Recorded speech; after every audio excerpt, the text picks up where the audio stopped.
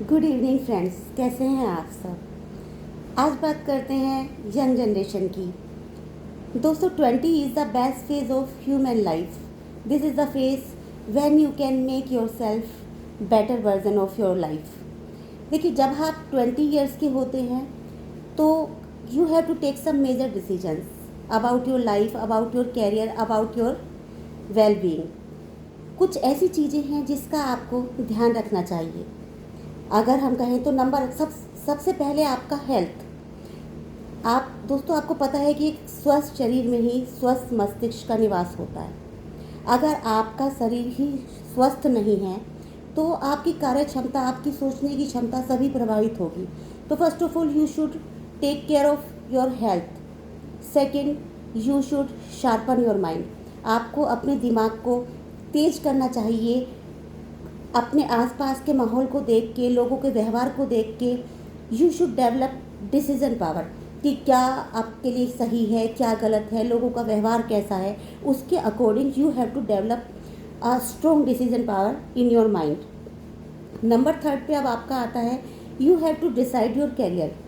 आपको ये डिसाइड कर लेना चाहिए कि आपको किस फील्ड में जाना है, आपको आगे किस विषय पे फोकस करना है। You have to make an strategy now. अब आपका ये, क्योंकि 20s का जो आपका फेज़ होता है, this is the most emotional period of your life of any student. क्योंकि आप एक स्कूलिंग आपकी ख़त्म होकर आप कॉलेज के 1 या 2 साल अभी कर लेते हैं, 20 साल तक जब तक आप होते हैं, तो वहाँ आपको एक बैलेंस बनाना पड़ता है आपके इमोशंस में और आपकी प्रैक्टिकलिटी में। कुछ डिसीजन ऐसे होते हैं जहाँ आपको अपने इमोशंस को छोड़ के जो सही होता है वो डिसीजन लेना पड़ता है, नहीं तो आप लाइफ में बहुत ज़्यादा पीछे छूट जाते हैं। और यही लाइफ का वो फेज़ होता है जहाँ आपको you have to take some risk. Risk means ऐसा नहीं कि आपको पहाड़ से जाके कूद जाना है। रिस्क मीन्स कि कुछ ऐसी नई चीज़ें आपको करके देखनी होती है।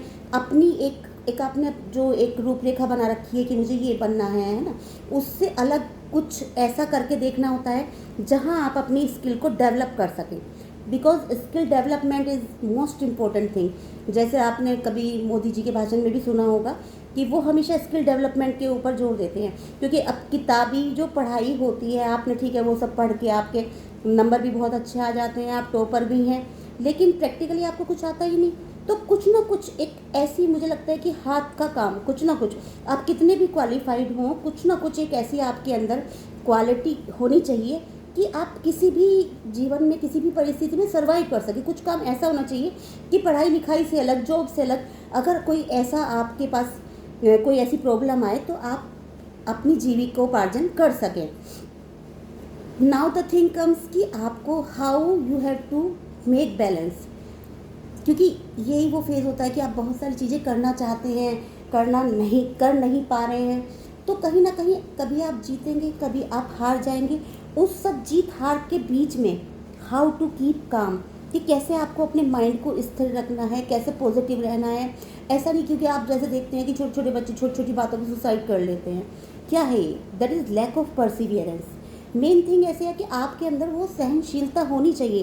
क्योंकि ऐसा नहीं है कि लाइफ में हमेशा आपके लिए धूप ही धूप रहेगी, कभी जो है आपको तूफ़ानों का सामना नहीं करना पड़ेगा।